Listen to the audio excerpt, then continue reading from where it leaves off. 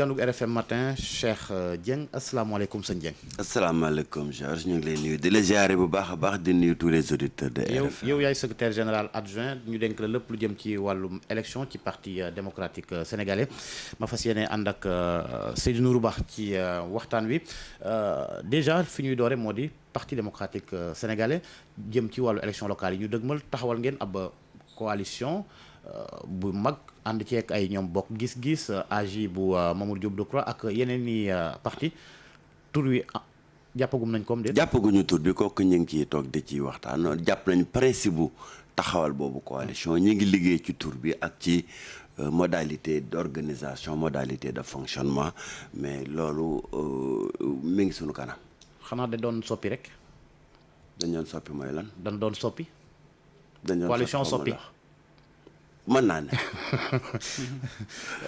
léegi fan la problème bi nekkoon ba yéen mënu leen woon ànd ak ña nga xamante ne dañuy doon xaar ñu ànd ak yéen.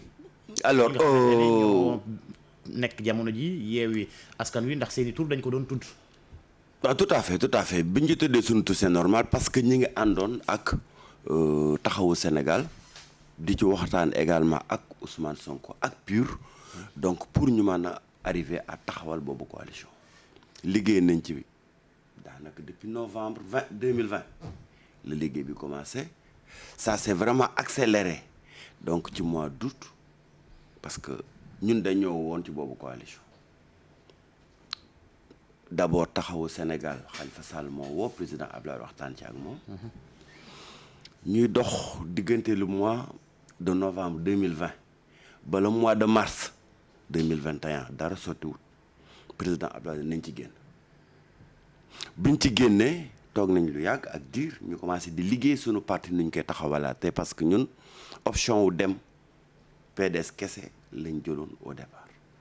alors c'est en fin juillet que président Ousmane Sonko la relancé waat parti démocratique sénégalais bi mu ci waxtaanee ak yenn suñu responsable ñooñu waxtaan ci ak président Abdoulaye Wade président Abdoulaye Wade defal délégation wu 5 responsables du parti ñu constitué des plénipotentiaires ñu waxtaan ci ak ak Ousmane Sonko ak ñi mu àndal boobu fekkoon na boobu temps taxawu Sénégal son leader Khalifa Sall était à l'étranger ñu waxtaan pendant presque 15 jours ba wax fa dëgg yàlla ñu d'accord ci lu ëpp diggante bi la Khalifa Sall ñibbi si Sénégal rejoindre après le PUR envoyé ses délégués ñu rejoindre ñuy waxtaan ak kat alors li nga xam ne fondamentalement moo ñu opposé ñun dañoo jàpp ni ñun parti démocratique sénégalais amuñu droit surtout bu ñu tiré expérience su le coalition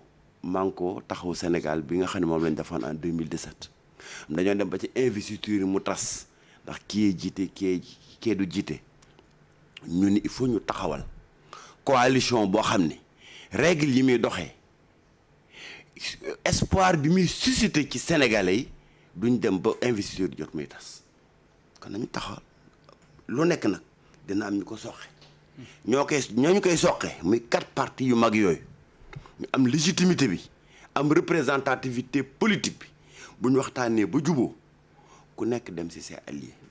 ñu ubbi ko ndax du loolu ngeen ragal. ba tax ngeen ba tax ñàkk dégg bu doon am ndax tamit yéen instant bii nii ci seen coalition bi est-ce que yéen a ngi waxtaan yoo xam ne vraiment dafa tegu ci yoon ba li dal en fait du ma ne sax li dal waa askan wi yow askan wi ba sax ñàkk déggu gis nga diggante Bougane ak parti bi ci yenn soit couleur parti beeg ak yeneen ndax yéen a ngi nas waxtaan yoo xamante ne yooyu day na bañ a bett. voilà loolu lépp loo xam ne ci coalition bu donc bu njëkk bi màggale foofu la ñu waxtaane woon ba mu des vraiment la partie qui était essentielle mooy nan la ñuy fexe ba bu ñu demee ci investiture du ñu tas espoiru sénégalais foofu nag wax fa dëgg yàlla amuñu fu jógu ñun kon bokkuñu kon mosuñoo dugg ci boobu coalition dañ cee bokkut parce que li ñuy jàpp nañ ne waaw bu ñu sepplu seen doxalin dinañ am ay problèmes ultérieurement loolu nag lu ñu posé la ak waa yeneen parti yi ñu waxtaan muy jot na CRD bokk gis-gis ak ànd jëf tii nañ expérience ce sont des hommes de qualité ce sont des hommes politiques aguerris waxtaan nañ ci loolu ba loolu wax fa dëgg yàlla d'accord nañ sur les grandes lignes li ci des rek mooy quelques réglages yu sew avant ñuy officialiser. ndax le nom de la leadership coalition. naru fa am. non xam nga leadership fu muy am.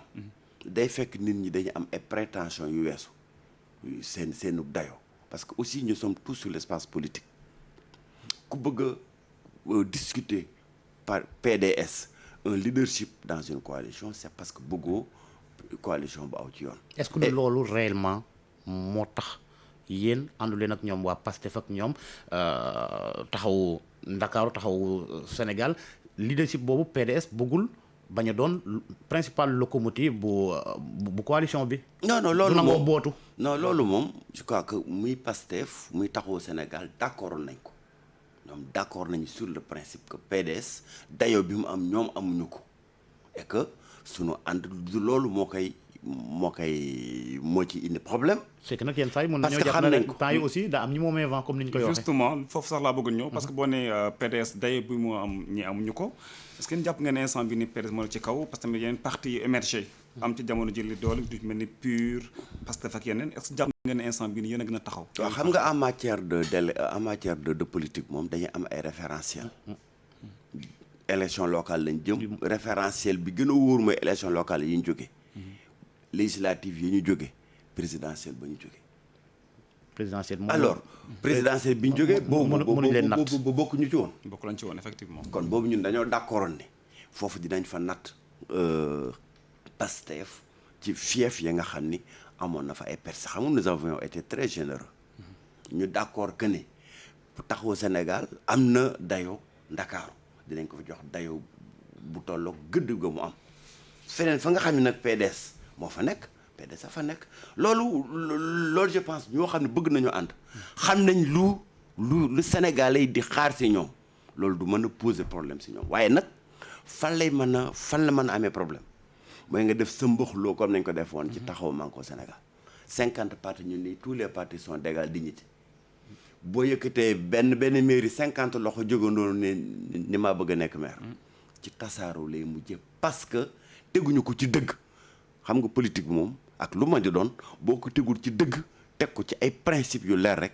sa mbox loolu lay doon. ndax nekkul tasaara boobu ngeen ragal mu am ci coalition bële ba tax sax ngeen jël distance man ci bokk. waaw tout à fait parce que duñu dugg ci loo xam ni les règles du jeu ne sont pas clairement définies et surtout ne donnent pas une garantie d'efficacité dans l'action politique fekk amuñu garantie efficacité boobu rek ñoo xam ne buñ ci duggee bu subaa Sénégal yi dañuy jëppi parce que dañ naan PDS ak expérience bi mu am Ablaye Wade ak dayoo gi mu am ci espace politique bi dugg ci loo xam ni dafay tas ñu am ko en 2017 duñ tirer les leçons de cette expérience là mu tasaat en 2021 su boobaa vraiment dañoo ñàkk fayda. Yewwi Askan Wi nee nañ dañu ànd ci local yi projeté wu itam ci législative yi dem sax ba déjà commencé wax ci présidentielle yéen seen coalition bi yéen waa PDS bokk gis-gis ànd jëf ak ñeneen seen coalition bi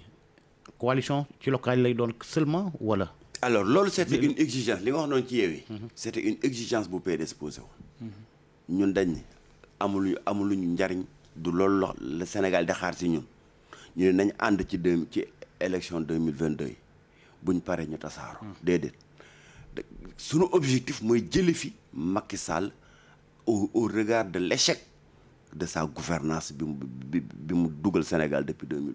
donc jëlee ko coalition du leen ko may. te jële fii Macky Sall mënoo ko def ci élection locale il ne faut pas se tromper d'élection enjeu local du jële fi Macky Sall donc jële fi Macky Sall ñu ngi koy defee benn ci nga téye l'appareil législatif au profit de l'opposition deuxièmement ñu ànd surveiller nos processus bi ñu d'accord nañu bu ñu demee élection 2024 parti bu nekk mouvement bu bëgg nga présenter sa candidat bu jiitu nag ci yooyu ñees ñëpp jàppale la loolu exigence bu parti démocratique sénégalais posé woon la te ñëpp d'accord ci et loolu effectivement lu ñu waxtaanaat la.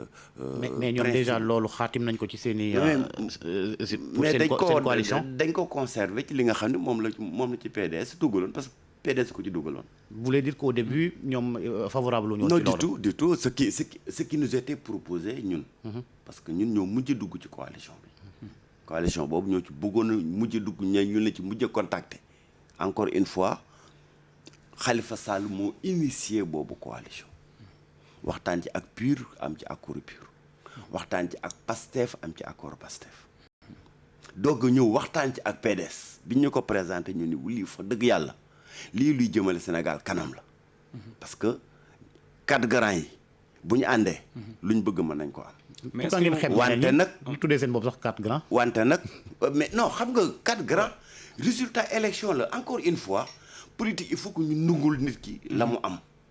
boo demee élection depuis 2012 ba léegi PDS élection yu mu dem moo ci nekk 2e derrière Benno Bokk Yaakaar kon élection ci en matière d' élection PDS moo topp ci ginnaaw Benno Bokk Yaakaar loolu ku ko nunguwut c' est parce que tu fermes les yeux devant la réalité. non mais loolu par exemple loolu nag boo ci jógee le PUR pèse 150 000 voix avec un potentiel qui peut aller jusqu'à 200 000 voix. Taxawu Sénégal est le parti le plus fort dans la région de Dakar. PASTEF est une force montante boo ko jugé ci dernière élection yi nga xam ne PDS. foo ko nattee Taxawu. mais ci élection 2019. ban élection élection 2019. présidentielle ils sont quand même arrivés en 3e position. avec 16%, 15%. ils sont arrivés avec 15%. non Taxawu laa bëgg a wax. Taxawu ñu ngi kon Taxawu donc natt ci législative passé justement. donc ils sont quand même arrivés avec 5 ou 6 députés. élection locale yee weesu ils ont gagné la majorité des communes de Dakar et la mairie de Dakar. politique du lu ñuy inventé li nga xam ni citoyens sénégalais yi ñoo yor seeni baat di ko jox ku ñu wóolu ñañu wóolu nag da nga naan PDS moo ci jiitu fi ñu toll à part la coalition au pouvoir xañ na PASTEF ak PUR am na ci ku ci topp Taxawu Dakar moo ci topp. mais su ma la déggee ngay wax est-ce que yéen tey pare ngeen par exemple sànq dégg naa nga ne ku bëgg a dem présidentielle foog nga téye l'appareil législatif est-ce que yéen boo leen dem ci élection yi dëgmal présidentielle da ngeen fas yéene dem yéen kese PDS wala da ngeen fas yéene ànd coalition. non PDS bu ñuy dem ci au niveau des élections présidentielles dañuy dem ak sunu candidat Karim Wade. bu fekkee ne teggi nañ ko li nekk ci ndodam. dañuy dem ak sunu candidat Karim Wade. mooy candidat c'est sûr. alors buñ ci jógee dañuy woo aussi képp ku bëgg a jàppale candidat Karim Wade pour nga ñëw ànd ak ñun jàppale ko parce que encore une fois nit mooy dem élection parti porté peut-être candidature am mais la candidature à la présidentielle c'est un homme face à son peuple et le Parti démocratique sénégalais présentera la candidature de Karim Wade. Donc, effectivement je pense que kooku moom vrai loolu wax boo xam ni aujourd'hui éclaircir na parce que la candidature de Karim Wade moom nga posé donc boo gisee ñu ne woon dañuy maîtriser appareil législatif parce que c'est à partir de l'élection législative qu'il faudrait aujourd'hui que nous initions des lois qui permettent de restituer et ça c'est dans la charte de Yewwi de Yewwi Askan Wi initial autant Karim Wade ba ci bii Karim Wade ni ko président Macky Sall privé de ses droits de manière antidémocratique avec une violence d'État inouïe en manipulant la justice noonu la ko defee Khalifa Sall noonu la koy waaj a defee le leader de Pastef Sonko Macky Sall bu amee lu mu bëgg Sonko ne sera pas candidat en 2024 c'est clair. lu mu bëgg c'est-à-dire Macky Sall tey bu wóoloo dooleem yaakaar ni mën naa affronter Pastef ak ñi ànd ak Pastef di day jël Sonko def ko ci kaso bi comme ni mu ko def woon Karim Wade comme ni mu ko defee woon Khalifa Sall parce que c'est ça sa stratégie d'enfermer de priver de liberté de mettre au ñuuf ces candidats les plus sérieux pour ne pas les affronter devant les autres. Mais comme loolu c'est une stratégie habituelle du président Macky Sall qui refuse d'affronter ses adversaires devant les autres. léegi loolu egguñ ci liñ dese en quelques secondes am ngeen coalition ñee am nañ coalition yeneen coalition sax mën na juddu ci local la ñuy jëm xam nga tasaaroo la déjà est-ce que njort ngeen ne xëy na ci yenn bërëb yi mën ngeen ànd yéen ñaar. alors ce n'est pas encore à l'ordre du jour je pense que tey fi ñu toll nous sommes dans une situation boo xam ne chaque coalition muy les coalitions de l'opposition muy la coalition du pouvoir dañoo taxaw ci présenter seen candidature man li ma gëm mooy nous avons encore un adversaire commun et cet adversaire commun c'est la coalition Benno Bokk Yaakaar bi nga xam ni moo angulé le pays dans la situation catastrophique que nous vivons. looloo tax ma poser la question bi sax d'ailleurs parce que en 2014 très rapidement Cheikh Dieng avec le seul PDS a battu la coalition Benno Bokk Yaakaar à Djiddah Thiaroye Kaw et vous ne pensez pas que c'est possible partout dans le pays. mais looloo tax nag ma laajte la ndax est-ce que ñaari coalition yi mën nañoo am benn mbër ci benn localité. ce n'est pas exclu ce n'est pas encore à l'ordre du jour. justement loolu ay waxtaan la yoo xam ni mën nañ ko def plus tard. mais en tout état de cause nous pensons qu'aujourd'hui la coalition autour du Parti démocratique sénégalais dans beaucoup de fiefs day battre la coalition Benno Bokk Yaakaar. loolu dana leer parce que li ñu cëraloon ci waxtu sénégalais lañ ñu cëraloon ci waxtu jeex na Cheikh Dieng ñu ngi lay gërëm. mais maa ngi lay gërëm di leen sant bu baax a baax. di gërëm Seydou Nourou Ba secrétaire général adjoint chargé des élections ca Parti démocratique sénégalais di nuyu Fatou Dieng ak ñamu àndal ca TFM.